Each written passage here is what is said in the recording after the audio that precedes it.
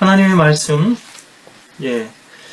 고린도 후서 6장에 있는 말씀을 먼저 보겠습니다. 고린도 후서 6장.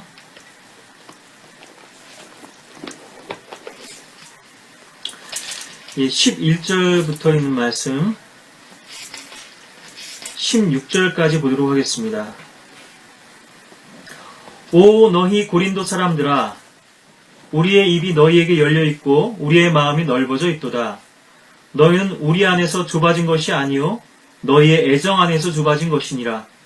이제 내가 나의 자녀들에게 말하듯 하니 너희도 이에 보답하듯 마음을 넓히라. 14절부터 중요한 구절이죠. 믿지 않는 자들과 멍에를 같이 매지 말라. 의가 불의와 어찌 관계를 맺으며 빛이 어두움과 어찌 사귀겠느냐. 그리스도가 베리알과 어찌 조화를 이루며 또한 믿는 자가 믿지 않는 자와 어떤 부분을 같이 하겠느냐. 하나님의 성전과 우상들이 어찌 일치되겠느냐.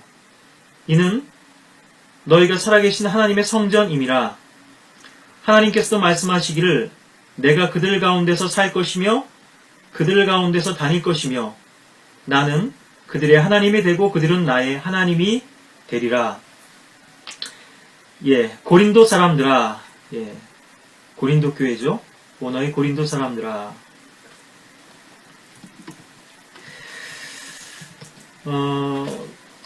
오늘은 오전에도 창세기에 일테면은 이제 파노라마 식으로 아브라함의 삶을 좀 우리가 좀 조명해 봤는데요. 전체적으로 일테면은 조감도일 수도 있을 거고요.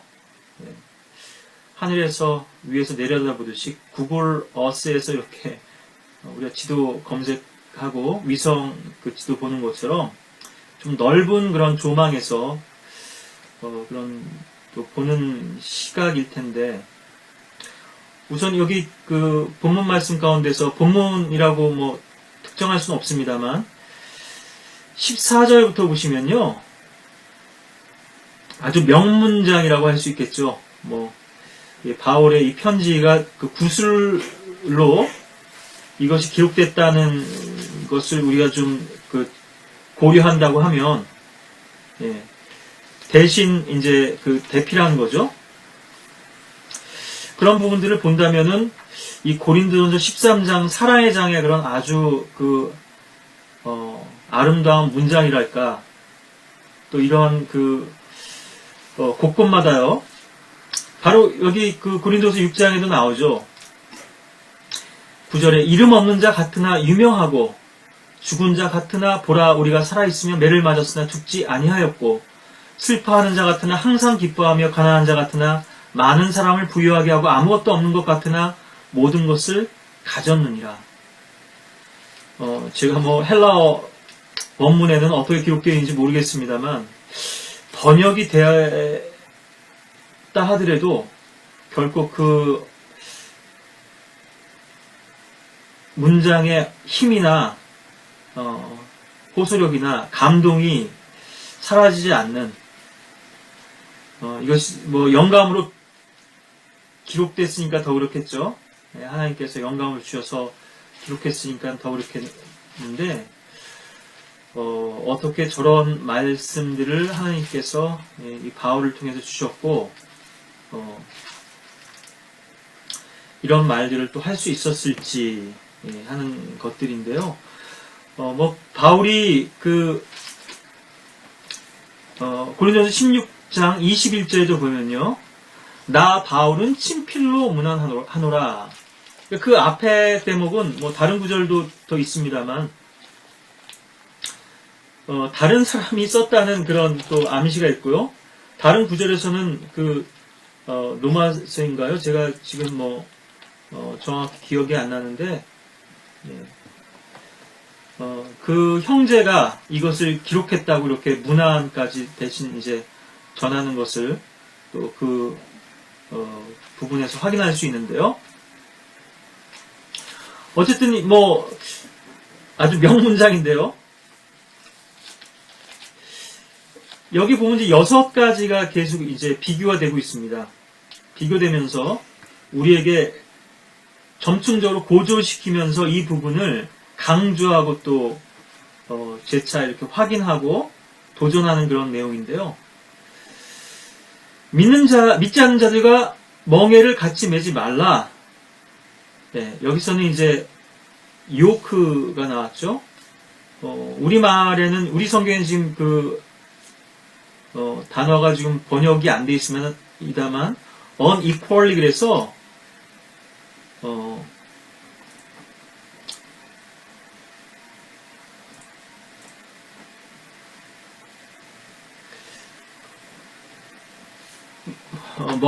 뭐라고 해야 돼요? 공평하지 않게? 예, 왜 그렇게, 또 다른 성경에서 번역한 것 같으네요. 공평하지 않게 멍에를 매지 말라. 예. 그 다음에는 관계를 맺는 게 나오고요. fellowship이고요. 그 다음에는 어찌 사귀겠느냐 했을 때는 communion, 영교고 또 주의 만찬을 의미하는 그런 말이기도 하죠. 또 15절에서 어찌 조화를 이루며 concord고요. 어떤 부분을 같이 하겠느냐 해서 파트인데 어떤 몫이라고 이렇게 할 수 있겠죠. 예. 어떤 몫을 같이 나눌 수 있겠냐. 또 16절에서는 어찌 일치되겠느냐 해서 agreement. 이 agreement는 우리가 뭐 협정이나 그 문서 조인한테 보면은 예. 그 서로 이제 조약 맺을 때도 이런 agreement라는 말을 쓰죠. 예. 그러니까 이제 서로 계약하는 거죠. 예. 문서로, 효력 있는 문서로 서로 이제 협정을 맺자.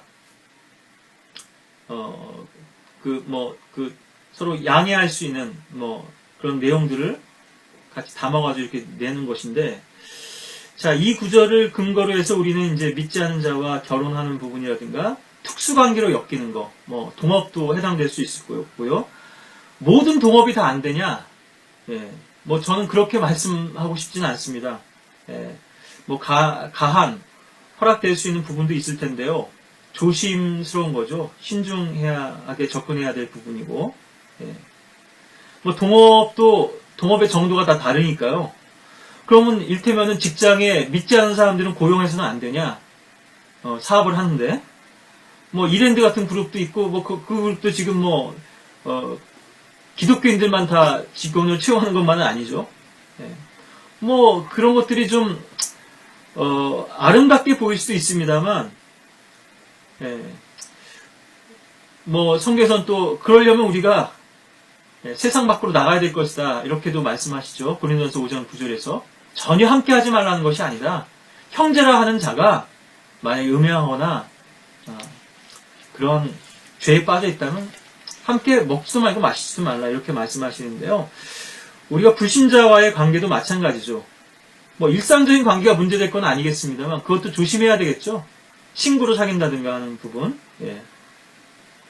직장에서 동료이기 때문에 어쩔 수 없이 이 일 때문에 업무 분담하는 건 모르지만 업무 끝나고 나서 이를테면 식사하면서 자연스럽게 또 그 친구들은 다 술 마시죠. 그런 부분도 조심하지 않으면 계속 우리가 영향을 받을 수밖에 없지만요. 그런 어떤 그 디테일한 부분까지는 논외로 하더라도 동업하는 문제,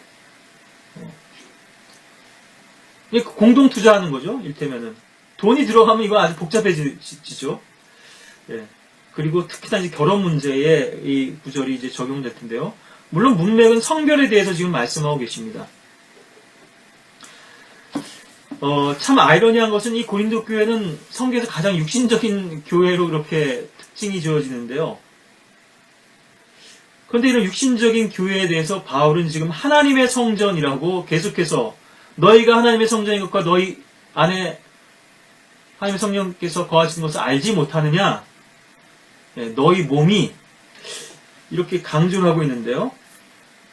자, 그래서 여기서는 unequally, 한 말씀 더 드리자면, 불신자와 특수관계를 맺는 것 자체가 불공평한 멍해예요. 예. 멍해는 매되, 불공평하게만 안 내면 된다. 이런 식의 논리로 빠져나가려고 하는 분들도 계실지는 모르겠지만, 아니에요. 결혼도 그렇고, 믿지 않는 불신자와의 특수관계 자체가 불공평한 겁니다. 예. 계속 거기에 이제 발목 잡힐 수밖에 없고요. 이런 부분에선 단호해야 되고, 뭐 성경에 이런 부분을 구약 성경에서 많은 그 예들로 예시하고 있으니까요. 예.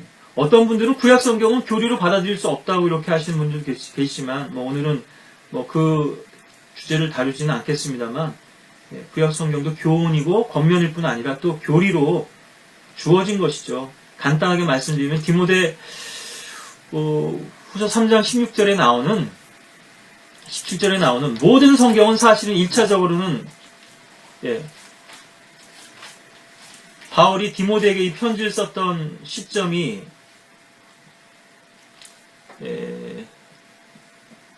연도가 어떻게 나오나요? 정확히 안 나오나요? 제가 지금 미리 확인을 못했는데 뭐 정확한 연도를 제시가 안 돼 있네요. 예. 한 60년, AD 한 60년 경으로 제가 생각되는데요. 예. 이 당시는 아직 신약 성경이 다 완성되지도 않았고 또 집성되지도 않았을 때죠. 정경이 아직 확립되지도 않았고 신약 정경이.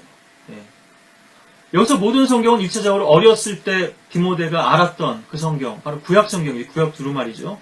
예. 구약도 교리와 책망과 바로잡음과 의로 훈육하게 유익하고, 그렇다고 제가 이 모든 성경에 신약이 제외된다는 말씀은 아니지만요. 예, 어떤 분들은 구약을 이렇게 배격하는 분들도 있는데요. 예, 교리로서 좀 신약 교리와 일치하지 않는다고 해서 일반적으로는 구약을 다 수용하고 그러니까는 포지티브 방식이 되겠죠. 일단 다 수용하고 선별적으로 신약 교리와 안 맞는 부분만 우리가 거부하면 되는 거죠. 모든 것을 다 거부하고 신약 교리에 맞는 것만 받아들이겠다 그러면은 하나님의 말씀을 너무나 많이 우리가 덜어내야 되니까요. 배제하게 되니까. 그리고 아까도 오전에도 말씀드렸지만 구약 시대에는 율법 시대도 있었지만은 은혜 시대, 구약 이전에 은혜 시대가 또 상당한 기간을 차지하고 있고요. 또 그런 가운데서 우리가 얻을 수 있는 교훈뿐 아니라 그것을 실제적으로 신약 성도들에게 교리적으로까지 적용할 수 있는 많은 예표들이 또 영적 교훈들이 있는 것이 사실이니까요. 그래서 고린도후서 여기 지금 우리가 6장 봤는데요. 전서로 오시면 전서 6장에서도 보시면 19절, 20절 여러분들이 이 성경을 보실 때 하나 또 습관적으로 보다 보니까 좀 간과하실 수 있는 부분인데요. 원래 성경에는 장절 구분이 없습니다. 구약 성경도 그렇고요. 신약 성경도 그렇고. 나중에 이것은 한 7세기경이었나요? 랭턴 교수가 파리 대학에 장 구분을 했고요.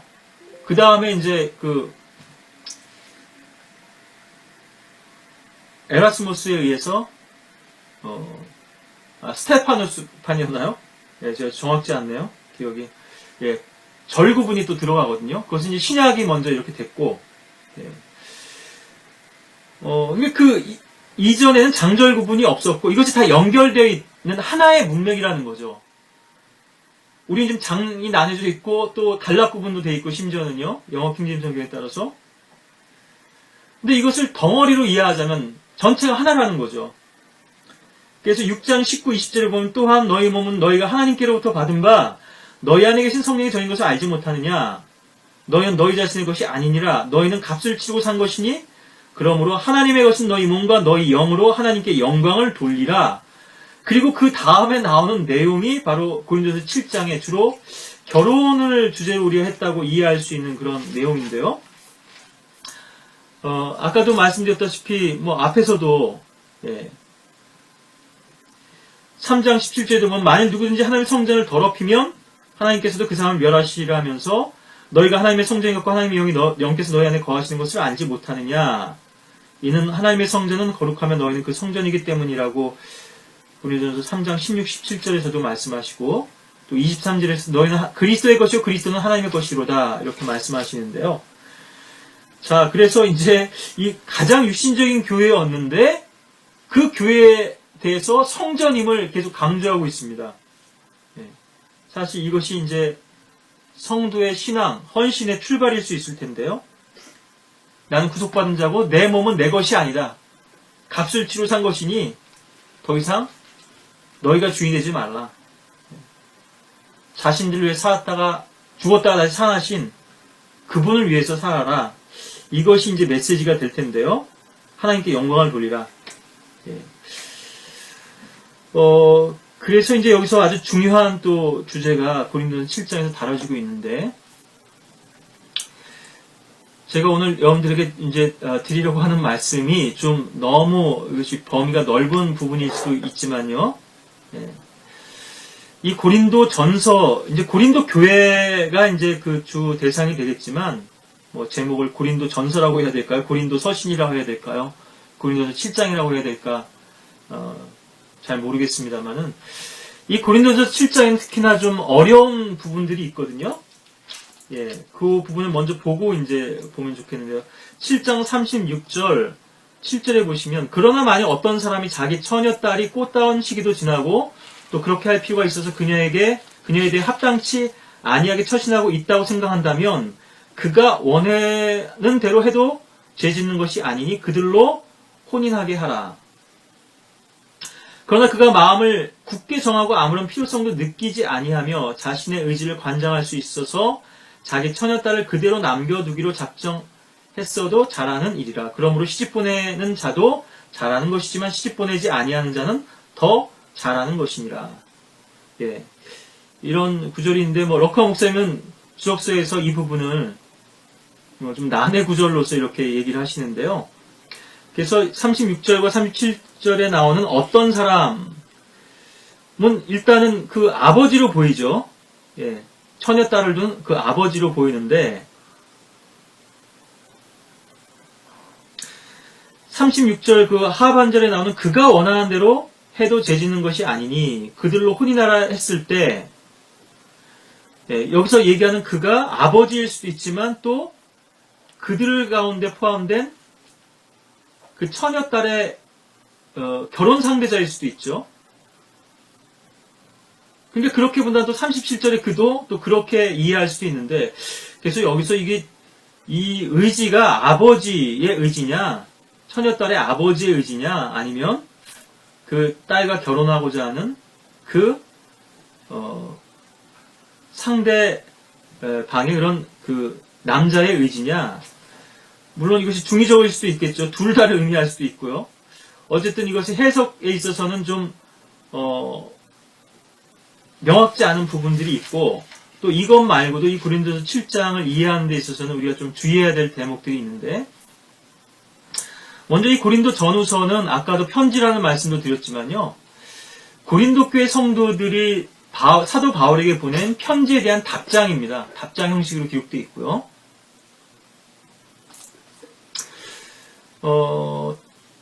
그래서 고린도전서 7장 1절에 보시면, 이제 너희가 내게 쓴 것들에 관해서는, 구체적인 질문이 있었던 거예요. 어떤 구체적 상황에 대해서, 이런 경우는 어떻게 했으면 좋겠습니까? 예, 내 딸이 지금 이런 상황인데 이럴 때는 어떻게 결혼을 시켜야 됩니까? 말아야 됩니까? 아니면 뭐 이혼을 시켜야 됩니까? 말아야 됩니까? 뭐 이를테면은 뭐 이런 문제라는 거죠. 그래서 그 구체적인 우리가 사례나 경우를 모르기 때문에, 왜냐하면 고린도 성도들이 사도 바울에게 쓴 편지는 지금 없잖아요. 사라지고 없잖아요. 예, 질문을 모른단 말이에요. 그래서 이 고린도서 7장을 이해하는데 어떤 좀 문제나 제약이 있고요. 역으로 그러니까 답은 알아요, 우리가. 그러면 이 문제가 무엇이었을까를 역으로 추적해 볼 수 있죠. 그래서 많은 부분들은 쉽게 좀 이해가 됩니다. 이 문맥에 따라서 지금 이런 얘기를 하고 있는 거구나. 이건 재혼한 사람들이 믿지 않는 사람하고요, 아니 결혼한 사람이 믿지 않는 사람과 이런 갈등이 있을 때 이런 경우에 어떻게 해야 되는가? 예. 함께 살고자 한다면 헤어지지 마라, 뭐 이런 말씀도 있고요. 뭐 여러 가지 케이스들이 여기에 나옵니다. 그래서 먼저는 이 고린도 서신 자체가 간략하게 좀 정리하고 넘어가면, 고린도 교회 성도들이 쓴 질문에 대한 답인데요. 고린도전서 5장에는 은행에 대해서, 6장에는 재판 문제에 대해서, 또 고린도전서 7장에서는 이 남녀 간의 이제 결혼 문제고요. 또 8장, 10장에서는 우상과 또 우상에 바쳐진 음식에 대한 문제. 그래서 우상들에게 바쳐진 것들에 관하여는 8장 1절에 이렇게 나오죠. 다 이런 식으로 편지가 쓰여지고 있단 말이죠. 또 9장에서는 사역자들의 권리에 대해서 우리에게 먹고 마실 권리가 없겠느냐? 쭉 논증하고 있죠. 답하고 있죠. 뭐 사도권에 대한 뭐 고린도 성도들의 어떤 도전도 있었겠습니다만. 그래서 기본적으로 이 먹고 마실 권리라고 하는 사역자의 권리라고 하는 거는요. 일꾼이 자기 삭슬 받는 것이 마땅하다 했을 때는 최소한의 생계 유지거든요. 먹을 것을 얘기하는 거예요. 일반적으로는요. 먹을 것과 입을 것 있으면 만족할 줄 알라. 이것이 사실은 사역자뿐 아니라 그리스도인들에게 가장 최소한으로 하나님께서 허용해 주시는 거죠. 그 이상을 주셨다면 참 감사할 노릇이고 우리가 더 풍성한 것을 누리고 있다고 그렇게 여겨야 되겠죠. 그것이 우리의 이제 기본일 텐데요. 또 고린도 11장에서 머리에 이제 뭐 쓰는 문제라고 나왔죠. 하지만 이제 커버링인데요. 가리는 의미가 더 큽니다. 이걸 뭐 모자에 쓴다, 덮는다, 뭐 교육성경에 이렇게도 또 번역되어 있는데 그런 문제들을 또 다루고 있고요. 이 부분은 이따가도 더 이제 좀 그 기회가 되면 보겠습니다만 또 고린도 11장에서는 만찬 문제에 대해서 이건 명령으로 주어져 있죠. 너에게 명하고자 하는 이것에 관해서는 11장 17절에서 또 고린도전 12장부터 14장까지는 영적 은사들에 관해서 또 고린도전 15장에서는 부활에 관해서 그래서 죽은 자의 부활이 없다고 말하는 사람들이 있었다는 거죠. 고린도전서 15장 12절에 보시면요. 디모데후서 2장 17, 18절에 보시면 부활이 이미 이루어졌다고 주장했던 후메나와 필레토가 바로 이런 사람들에 해당되겠죠. 또 고린도전 16장에서는 이제 성도들을 위한 모금에 관해서는 그래서 16장 1절에 모금에 관한 부분 이렇게 쭉 어떤 질문들에 대한 답하는 형식으로 그러니까 고린도 교회는요 상당히 문제가 많은 문제투성이 교회였어요. 오늘날 교회도 마찬가지입니다만 어떤 면에서는 고린도 교회보다도 더 육신적이고 더 문제가 많죠. 심지어 성경을 믿는 교회라고 하는 교회들조차도요. 그러니까 더 깊은 것들을 얘기할 수 없어요. 사도가 에베소 교회처럼 골로새 교회처럼 신비를 얘기할 수가 없어요. 몸의 문제를 얘기하고 영적인 것들을 얘기할 수 없거든요. 바깥들을 얘기할 수밖에 없고 그래서 이제 이런 문제들을 하나씩 이제 바울이 편지에서 답을 하고 있는데요. 특히나 이제 고린도전서 7장에 보시면은 1절에 남자가 여자를 접촉하지 아니하는 것이 좋으나 그래서 터치라는 표현이 쓰였는데 이거 터치라는 거는 남녀 간의 어떤 성적인 어떤 관계를 말하는 것인데요.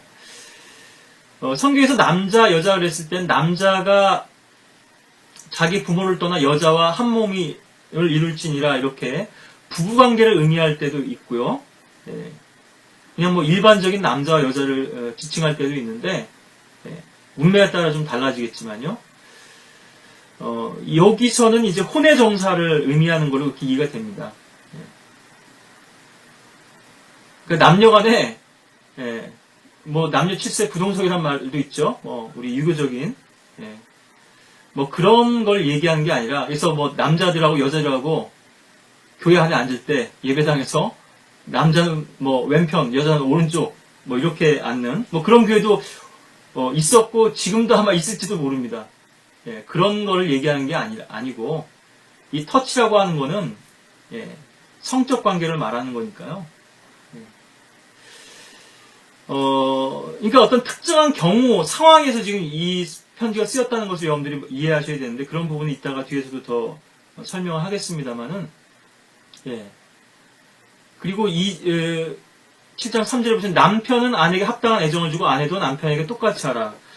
그래서 여기 문맥에 보면은 이 남자와 여자를 남편과 아내로 이해할 수도 있겠지만요. 뭐 그렇게 적용할 수 있는 부분도 있습니다. 그렇지만은 이렇게 표현이 달라지는 것을 보면 부부 사이의 어떤 관계를 얘기하는 것 같지는 않다. 이렇게 저는 이해가 되고요. 또 3절부터 5절은 쭉 남편과 아내의 관계를 말씀하고 있는데 내가 이 말을 하는 것은 허용함에 의한 것이요 명령에 의한 것이 아니니라. 그래서 이것은 어떤 일반적인 상황에서 적용할 수 있는 명령이 아니라 특수한 상황에서 이렇게 하나님이 허락하신 가운데서 내가 이런 규정을 말한다 하는 건데요. 바로 5절에서 제시한 별거 규정이죠. 예.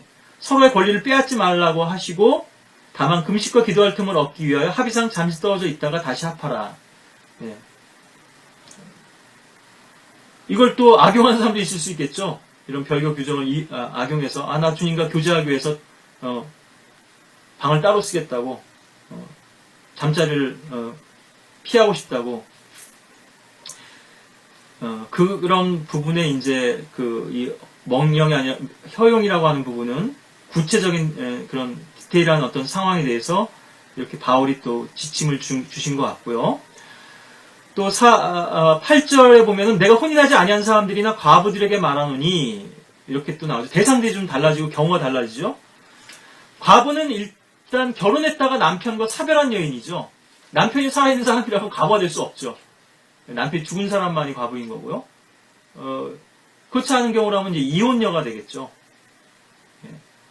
뭐 이혼 증서를 써서 내보내는 것이든 뭐 어떤 이유든 간에요. 그리고 혼인하지 아니한 사람들 이 부분이 좀 더 우리가 좀 자세히 들여다볼 필요가 있는데 그러면 하나는 결혼한 사람 하나는 결혼하지 않은 사람들 얘기하는 거 아니냐 이렇게 단순하게 이해할 부분이 아니고요. 이따 구체적 사례를 보겠습니다만 정혼했다가 이런저런 이유로 정혼자를 잃거나 또는 정식으로 혼인하지 못한 그런 사람들도 해당될 수 있거든요. 또 10절에서는 내가 혼인한 사람들에게 명하노니 혼인한 사람들을 또 과부와 혼인하지 않은 사람들과 구분해서 말하고 있고요. 나머지 사람들에게는 7장 12절에서 또 13절에 보시면 어떤 여자에게 믿지 아니한 남편이 있는데 이것은 이미 결혼했는데 불신자가 결혼한 경우죠. 예, 뭐 그 반대 경우도 여기에서 말씀하고 있습니다만 남자의 경우도 또 25절에는 처녀들에 관해서는 이렇게 말씀하고 있는데 뭐 벌진인데요. 우리말로 처녀 그러면 여자만 가리키는 것 같지만 사실은 남자도 해당될 수 있겠죠. 동정도. 예, 아직 순결을 잃지 않은 거죠.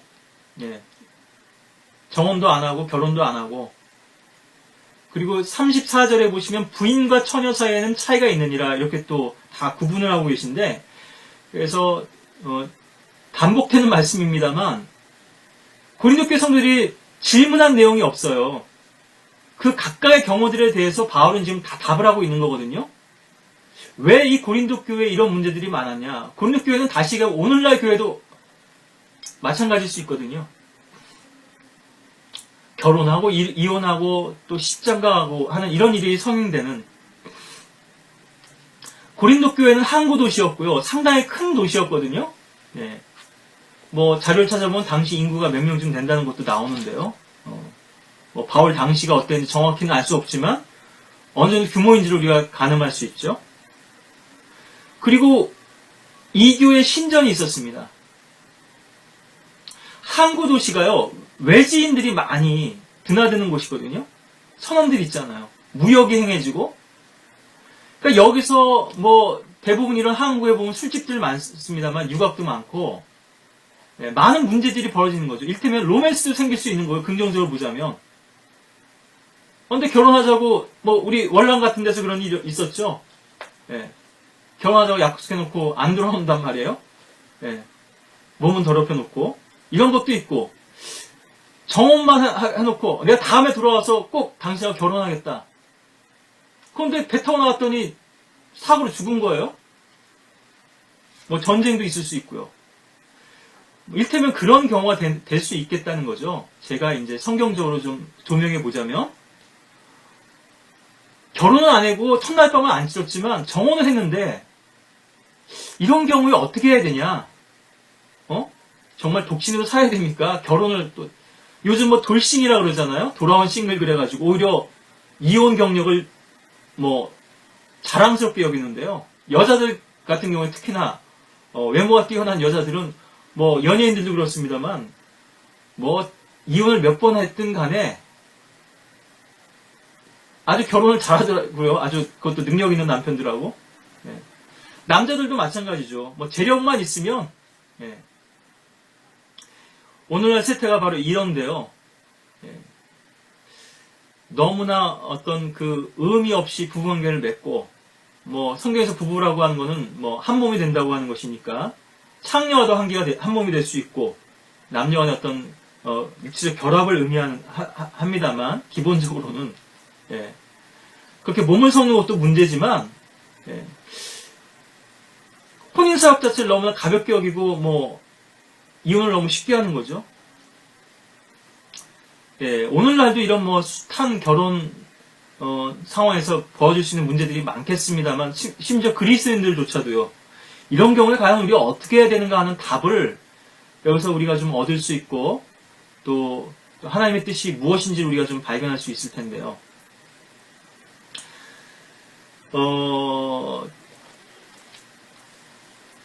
우리 이 머리 쓰는 문제도 먼저 간략하게 제가 언급하고 그 나머지 그 결혼 문제에 대한 것들을 더 말씀드리는 게 좋겠는데 고린도서 11장에 보시면 5절에 반면에 여자가 누구라도 머리에 쓰지 않은 채 여기 이제 언커버드인데요. 예.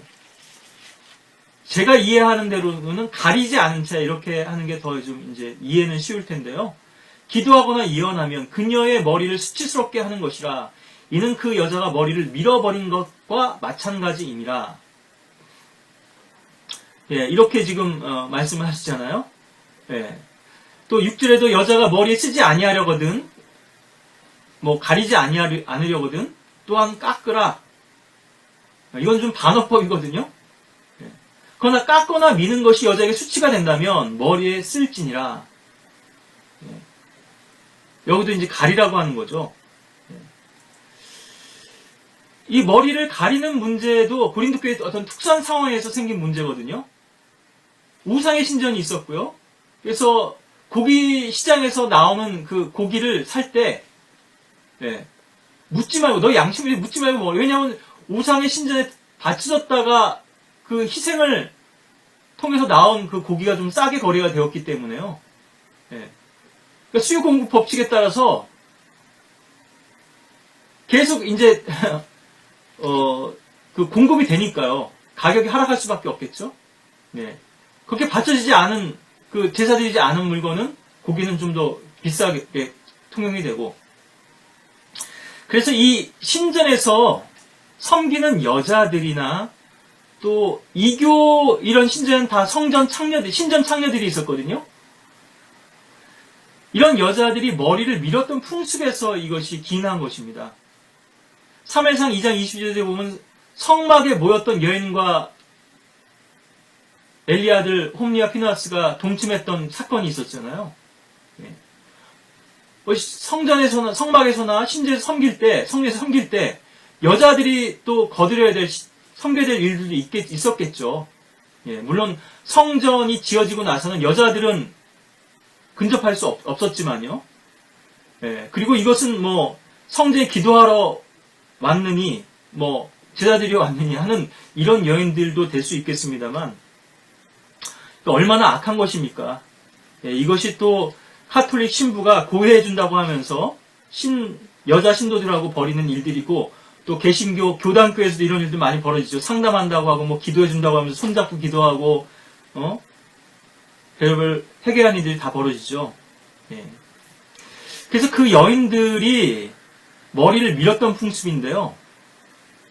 이 머리를 민다고 하는 것은 뭐 성경에서 이따가 기회가 되면 더 자세하게 말씀드리겠습니다만 나시린의 서약하고도 관계가 있고요. 정결의식하고도 관계가 있습니다. 그래서 나시린은 삭도를 대지 않은데요. 머리에. 머리뿐 아니라 몸에. 예. 그래서 창세기에도 보면 요셉이 수염을 깎고 파락에 들어갔다고 하는데 사실은 쉐이브 힘셀프거든요. 이거는 단순히 면도만 한 게 아니에요. 면도라고 하는 말 자체도요. 수염만 깎는 게 아니라 몸을 깎는 것도 면도라고 이제 뭐 의미적으로는 합니다만 일반적으로는 좀 좁은 의미로 쓰죠. 면도라고 하면. 예. 죄수였기 때문에 뭐 머리가 많이 자랐기 때문에 깎았나 보다 이렇게도 이해할 수 있죠. 저는 그렇게 이해했는데 이번에 살펴보다 보니까 이게 파라오는 머리를 밀잖아요. 네. 이게 어떤 종교적 의식하고 관련이 있는 거죠. 이집트인들의. 네. 그래서 완전히 밀어버린 거거든요. 머리를. 네. 그리고 의관을 정지하고 파라오 앞에 갔겠죠. 네. 이것이 이집트 사람들의 어떤 복식이니까요. 네. 관습이고. 그래서 더러운 것들을 죄수라든가 또 포로라든가 정결케 하기 위해서도 다 밀어버립니다. 그리고 문둥병자도 마찬가지죠. 또 전염병에 감염됐던 자도 질환 부위를 다 미는 거예요. 깨끗하게. 네. 정결하게 하기 위해서. 이런 것도 있지만 이교의 그런 모든 이교 그런 이방 종교를 보면요. 다 음행이 그 종교 의식의 일부로서 포함되어 있어요. 오컬트라고 해야 될까요? 예. 사교도 그렇습니다만 밀교나 예. 그래서 특별한 목적으로 이제 그 신에게 바쳐졌다고 하는 그런 의미도 있는 것이고 예. 어쨌든 예, 이 얘기가 좀 더 자세하게 얘기하면은 길어지니까요.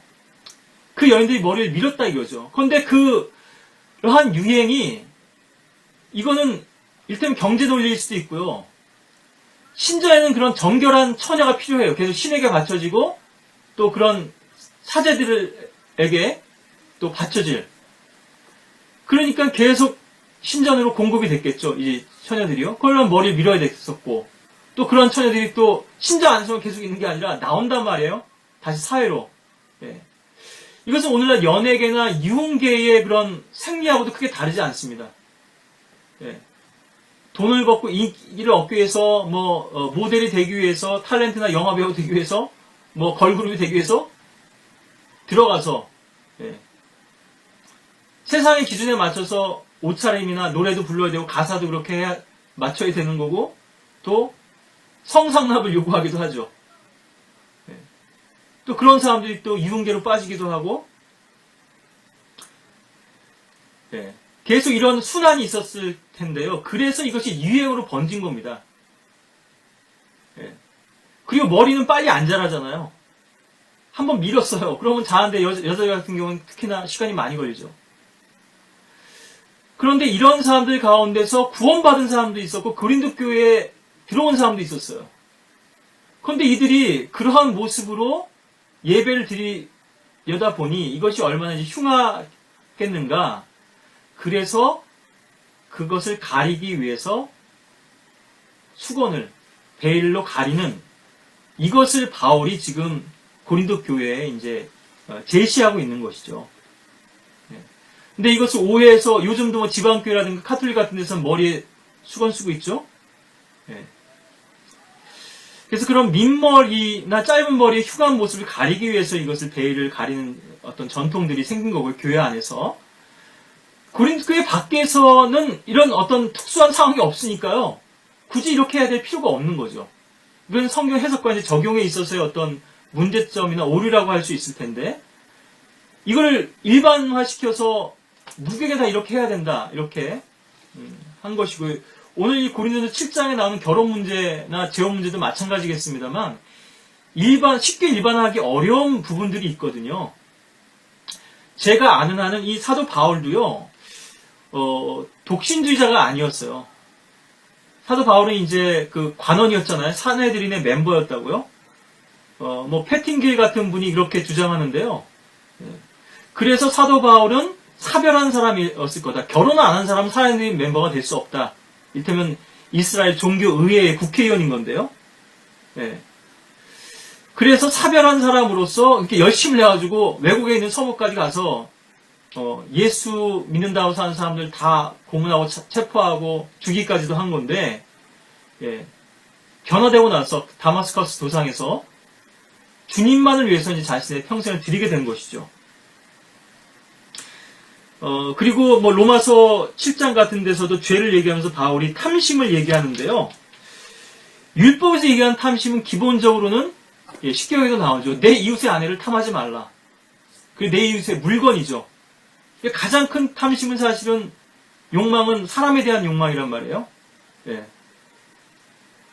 나는 아내를 잃었는데 저 사람은 아주 현모양처를 데리고 있다.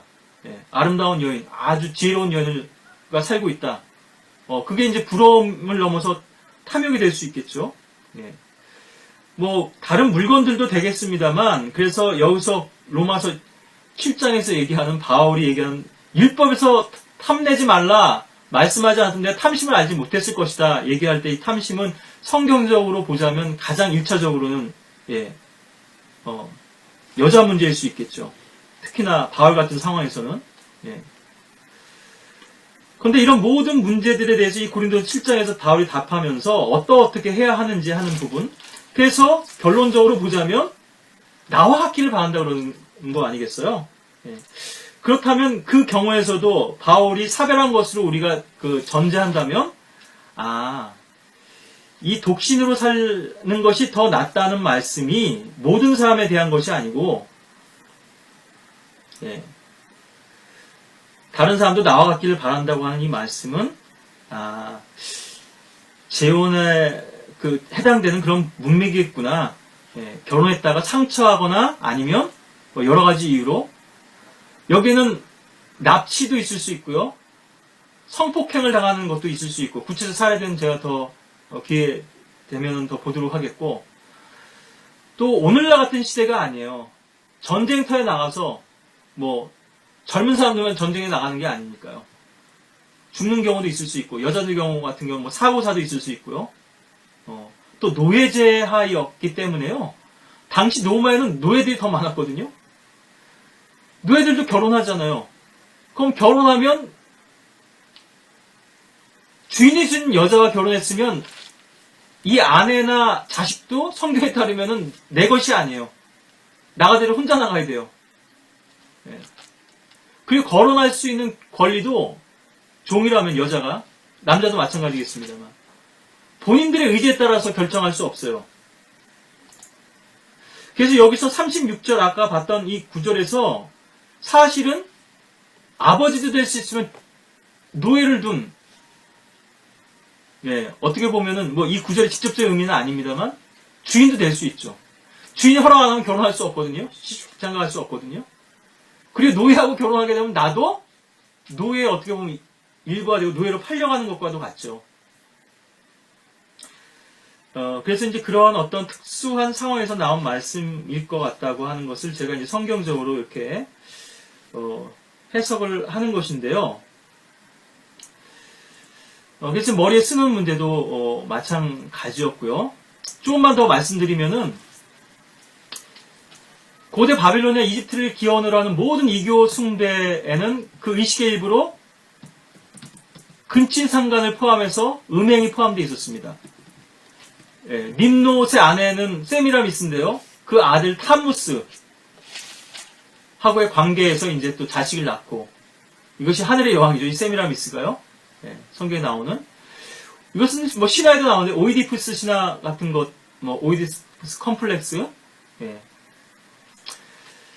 오늘날에는 몰몬이나 통일교도 그렇죠. 이런 혼음을 하죠. 뭐 일부 다처를 인정하기도 하고. 또 동양적으로 보자면 아까 머리 쓰는 문제 말씀드리자면 여러분들이 이해하기 쉽도록 중들은 머리를 삭발하잖아요. 그리고 비구니들도 그렇죠. 또 뭐 이런 관계에서도 또 뭐 성적 어떤 그런 혼란스러운 일도 발생합니다만,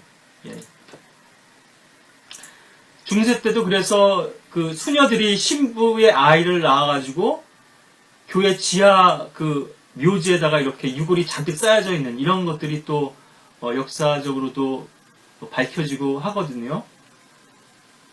자, 이 짧은 머리와 관련해서 제가 좀 더 말씀드리면, 이 쇼컷 헤어스타일은요, 여자들 사이에서 유행하는 또 헤어스타일이거든요. 오늘날에도. 이건 여자를 중성적으로 보이거나 아니면 더 남성적으로 개성있게 보이거나 또 그렇게 매력 있게 보이기는 그러한 또 수단으로 쓰이는데 섹스 어필하는 거거든요, 사실은. 아까도 8화 말씀드렸습니다만 이거는 또 동성애자들이나 게이들의 또 패션이기도 하죠. 대머리. 옛날에 뭐 윌브린너인가요? 그런 배우도 있었죠. 동성애. 자, 그래서 고기를 먹지 말라는 것도 좀 더 첨언드리면 이런 역사적 배경 속에서 우리가 이해해야지 아예 고기를 먹지 말라는 그런 말씀이 아니거든요. 오늘날 같은 상황은 특히나 더 그런데 사실 오늘날에는 뭐 우상에 바쳐진 재물이 없기 때문이라기보다는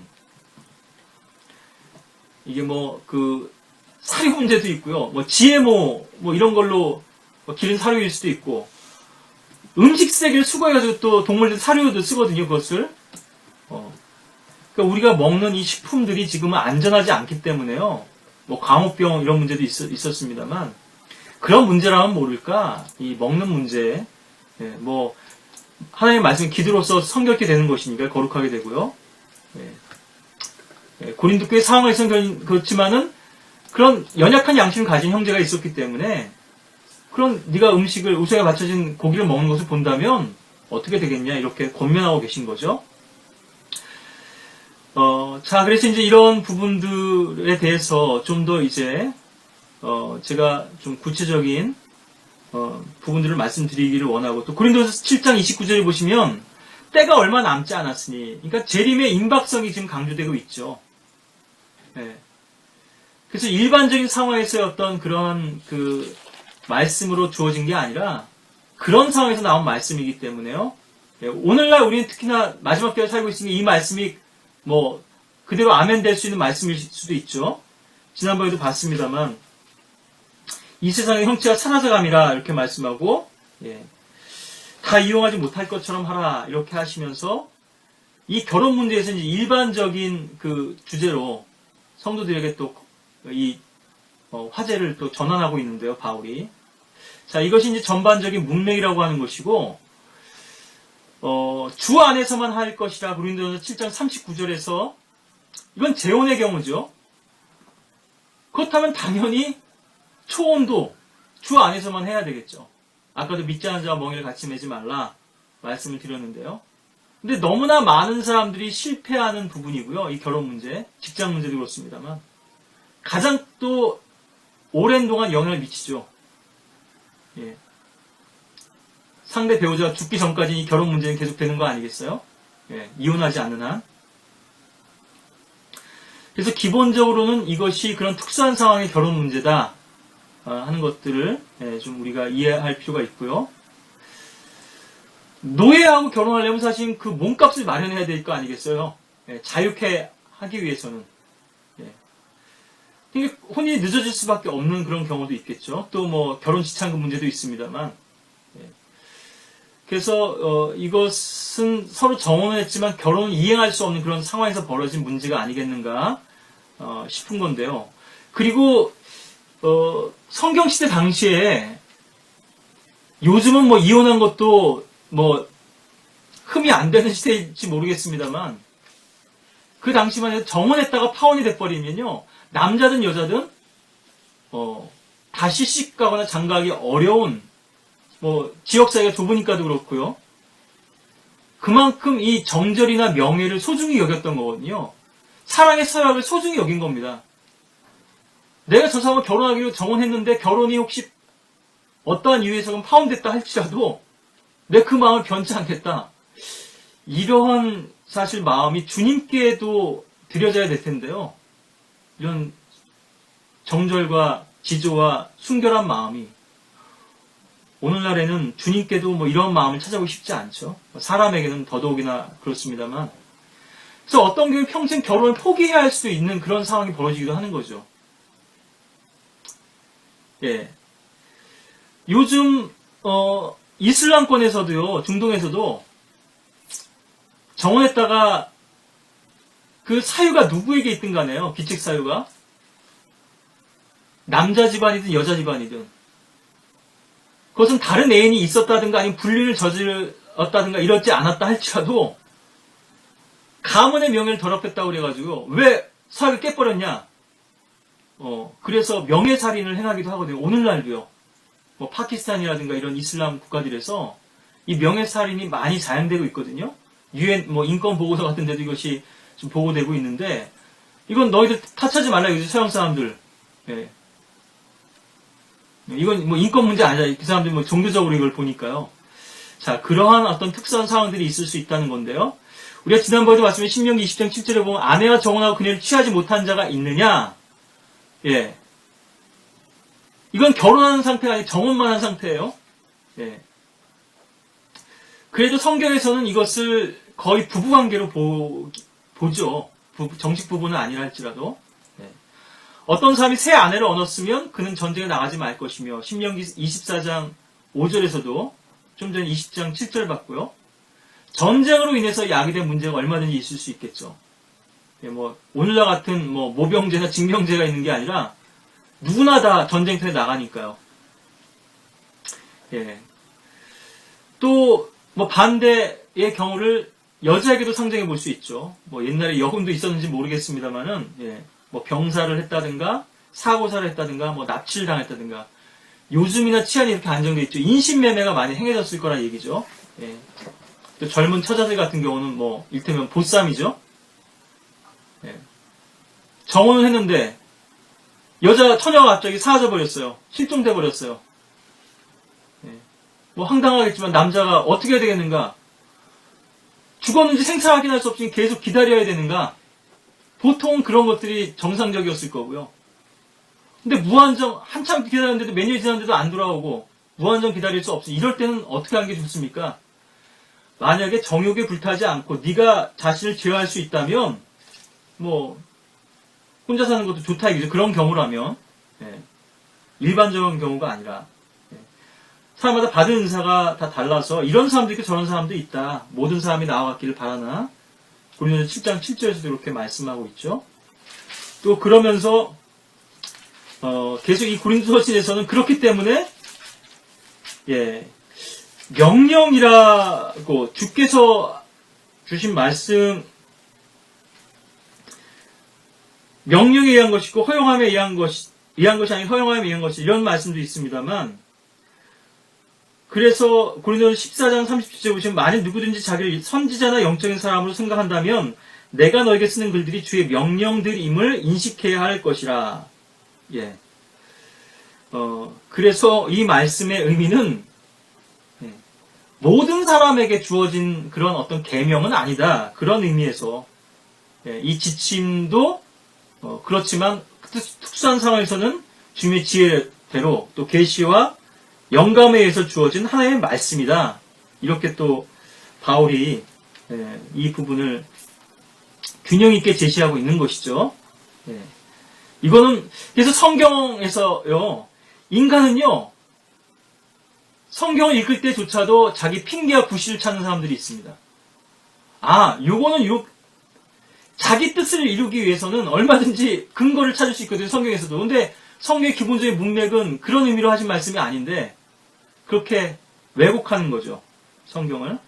예, 악인들도 그렇습니다만, 그리스인들도요, 성경 읽을 때 자기 핑계와 구실을 찾기 위해서 읽는 경우들도 있거든요.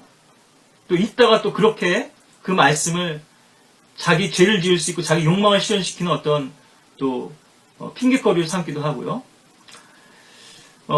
요셉도 종으로 팔렸었죠.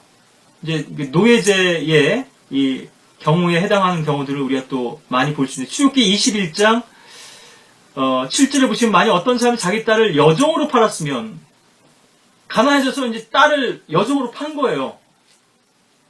그녀는 남종처럼 나가지 못할 것이라. 예, 그 주인에게 뭐 속해 있는 거죠. 또 21장 2절부터 4절에도 보시면은 쭉 나오는데요. 예, 이제 7년째가 되면 이제 히브리 종이라면 자유케 될 수 있었는데, 만약 그가 혼자 왔으면 혼자 나갈 것이고, 만약 그가 혼인하였으면 그의 아내도 그와 함께 나갈 것이니라. 그러니까 팔려왔을 때 부인도 같이 왔으면 같이 나갈 수 있는데, 만약 그의 주인이 그에게 아내를 주어 그녀가 그에게 아들들이나 딸들을 낳았으면 그 아내와 그녀의 자식들은 그녀의 주인의 것이니 그는 혼자 나갈 것이니라. 아까도 말씀드렸습니다만 우리 것이 어디 있어요? 다 주님께서 주신 거 주님께로부터 받은 거잖아요. 이게 청지기죠. 아내든 자식들이든. 우리의 권한이 없다는 거예요. 우리가 주님을 온전히 주로 인정한다면 우리의 선택권이 없어요. 주님의 뜻을 구해야 합당한데 우리 마음대로 멋대로 행하고 있거든요. 우리들은.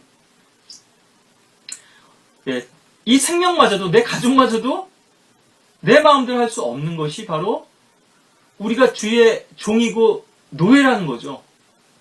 예, 그런 위치라고 하는 것을 우리가 좀 영적으로도 또 좀 제가 교훈을 드리면서요. 심지어는 노예는 주인의 소유물이에요. 소유의 일부예요.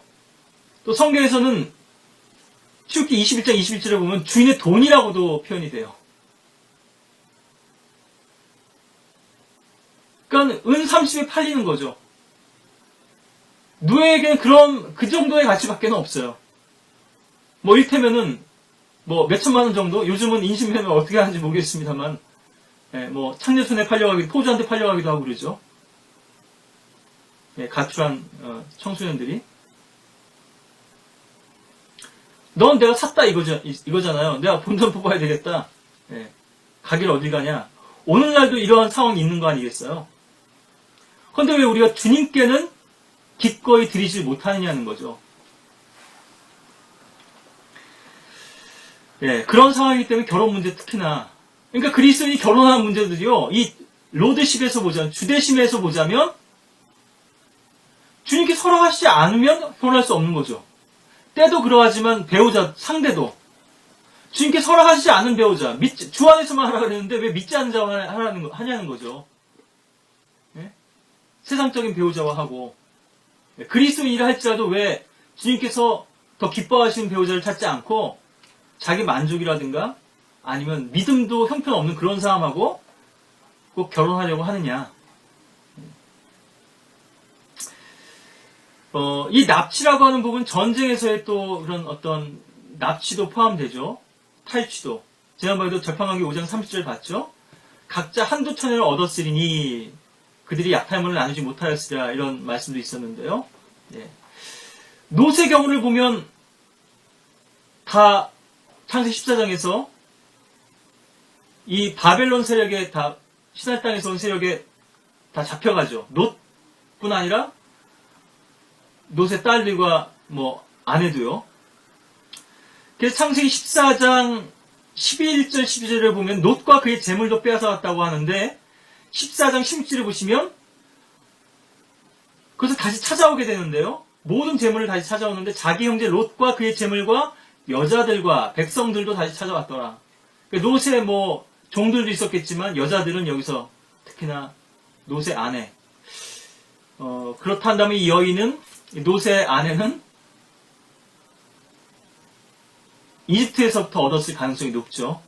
예, 아직 그랄로 내려가긴 전이었고 뭐 그 카나안 땅의 여인은 얻었을 수도 있겠지만 아마 카나안 땅의 여인 정도는 얻지 않았을 거고요. 예. 그리고 아말렉에게 사로잡혔던 다윗 두 아내 아비가일과 아히노암도 있죠. 물론 다시 다 찾아왔습니다만 아내를 빼앗겼어요. 예. 다시 찾아왔던 기약이나 가망이 없어요. 예.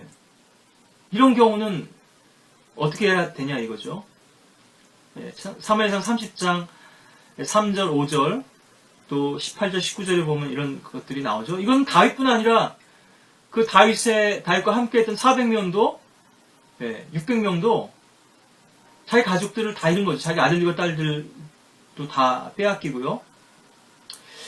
심지어 사무엘 12장 8절 전에 봤습니다만 사울의 남은 아내들조차도 다윗의 소유가 됩니다. 내 주인의 아내들을 내 품에 주고 내 주인의 집을 내게 주었다 이렇게 말씀하시죠. 예. 아주 복잡한 상황이 벌어질 수 있는 거죠. 구약에선 더 그렇지만요. 또 우리가 지난번에도 이 부분도 봤습니다만 신명기 22장에서요. 성폭력으로 의해서 야기된 문제가 있을 수 있거든요. 그것이 처녀인 경우도 있고 정혼한 처녀인 경우도 있고 혼인한 경우도 있죠. 혼인한 경우라면요. 돌로 쳐서 죽이잖아요. 그러니까 아내를 잃는 거죠. 그러니까 새 아내를 얻을 수밖에 없는 상황이 되죠. 예. 율법화에서는. 예. 뭐 바울 당시에도요, 유대 사회에서는 그런 것들이 행해졌고 근래까지도 중동에서는 이 돌팔매질이 행해지니까요. 돌로 쳐서 죽이는 것이. 처녀였다면 문제가 없지만 정혼한 처녀였다면 그것이 통관이었냐 아니면 강제로 폭행을 당한 것이었냐에 따라서 정혼한 이 처녀가 죽을 수도 있잖아요. 그럼 정혼을 했는데 남자 입장에서는 그 처녀와 결혼할 수 없어요. 뭐 사형이 됐기 때문에. 네. 이런 경우는 어떻게 해야 되냐 얘기죠. 평생 혼자 살아야 되느냐? 뭐 아주 극단적으로 주장하시는 분들도 있죠. 절대 정혼이 안 된다. 이렇게 주장하는 분들도 있고요. 특히나 경건주의나 뭐 미국 같으면 성서침례교회들에서 그렇죠. 네. 사별한 경우는 재혼할 수 있지만 그렇지 않은 경우는 재혼이 안 된다. 이런 그 주장인데요. 네. 신명기 22장 20절부터 쭉 보시면 이런 사례들이 다 나옵니다. 지금 뭐 시간이 많이 갔기 때문에 이 구절들 다 제가 읽지는 않겠고요. 27절까지 이렇게 나오고요. 이 성폭력에 의한 그런 경우들이 있을 수 있고, 그것이 진정한 성폭력이었다면 아내나 또 정혼녀가 더럽혀졌다 해도 아내로 삼지 못할 이유는 없겠죠. 오늘날은 특히나 더 그렇겠습니다만, 특히 이제 남자들이 이런 뭐 여자들의 순결에 집착을 하는 건데요. 본인들은 그렇게 안 하면서도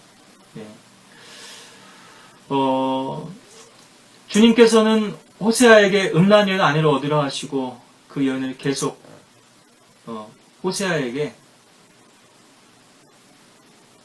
집을 나간 여잔데요. 음행하고 또 외간 남자를 찾아서 자기 욕망을 위해서 자꾸 다시 찾아 데려오라 그러시죠. 아마 이것이 영적 간음에 빠져있는 오늘날 교회 성도들에게 주님께서 바라시는 걸 겁니다. 내 남편으로 만족하고 주님으로 만족하고 세상과 간음하고 짝하지 말고 주님께로 돌이키라고.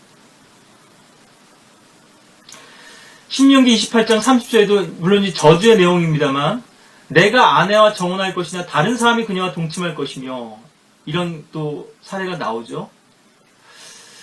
또 하나는 이제 서원에 의한 경우가 있는데 아까 나시린도 말씀드렸습니다만 민수기 30장 3절부터 5절에 보시면 이 서원은 아버지에 의해서 주관되거든요. 남편이 있다면 남편에 의해서 주관됩니다. 그러니까 처녀가 어떤 서원에 있어도 아버지 허락 안 하면은 그 서원을 이행할 수 없고요. 아버지가 허락했으면 그 서원을 이행해야 되거든요. 속박도 마찬가지고.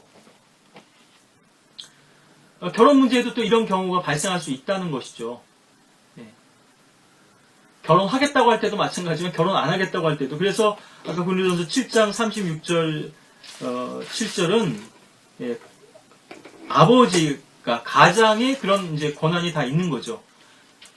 주인에게 노예에 대한 모든 권한이 있는 것처럼 가정에서는 가장에게 또 교회 안에서라면 지역교회 안에서라면 목자에게 사실 많은 영적인 일들에 책임이 주어져 있거든요. 조언도 하고 상담도 하고 권면도 하고 어떤 부분은 또 강제할 수도 있고 치료할 수도 있는 부분이 있죠. 뭐 계속 반복될 수 있는 것일 수 있습니다만 성폭행 같은 사례는 우리가 지난번에 봤던 디나와 타말의 경우도 될 수 있겠죠. 아이는 없었지만 몸이 더럽혀졌기 때문에 아마도 평생 처녀로 살아간 것 같거든요. 이 두 여인의 경우는. 처량하게 압살롬의 집에서 지내더라는 그런 말씀이 사무엘하 13장 20절 하반절에 나오는데요. 타말 같은 경우.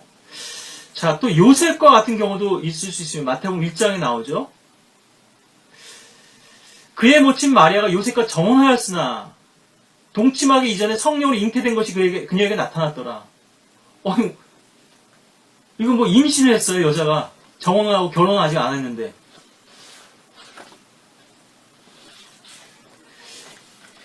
그런데 여기 보십시오. 19절에 그녀의 남편 요셉은 의로운 사람이라. 결혼식을 안 올렸어도 남편이라고 부르고 있잖아요, 성경에서. 그녀를 공개적인 본으로 만들지 아니하고 은밀히 단절하려고 작정하다. 이 말은요. 뭐 이런 상황이라면 이게 결혼이 불가능하겠다. 그렇다면 나는 평생 혼자 사는 한이 있더라도 이 결혼을 포기해야 되겠다. 이런 결정인 거죠. 은밀히 단절한다고 작정했다는 것은요. 예, 그걸 각오한 거죠. 예. 그녀를 자기 아내로 삼았고 그녀가 첫 아들을 낳기까지 그녀를 알지 아니했다가 나으니 그의 이름을 예수라 하더라. 예, 성령으로 잉태되신 분이죠. 예수님께서는요. 그래서 24절 5절에서 이렇게 그녀를 알지 아니하였다 말하고 있는데요. 예. 뭐 가늠하다 현장에서 붙잡혀온 로마서 8장의 여인이라든가 예수의 경우도 뭐 복음서 여러 번 돌에 쳐서 죽이려고 유대인들이 했었고요. 스테판의 경우는 실제로 그렇게 해서 순교를 당했고 사도 바울의 경우도 사도행전 14장 19절에 보면은 돌에 맞아서 죽었다가 셋째 하늘까지 올라갔다 다시 주님께서 소생케 해주셨죠. 그래서 이 율법하에서는 돌로 쳐서 맞아 죽을 수도 있기 때문에요. 이 결정이 쉽지 않은 거죠. 공개적으로 본을 만들었다가는 마리아가 죽을 수밖에 없고 자칫했다가는 나도 지금 뭐 결혼도 하기 전에 여자를 범했다 이렇게 또 오해받을 수도 있는 상황이고 그렇죠? 또 범죄로 인한 구금이나 투옥, 사형집행 같은 경우도 있을 수 있겠죠.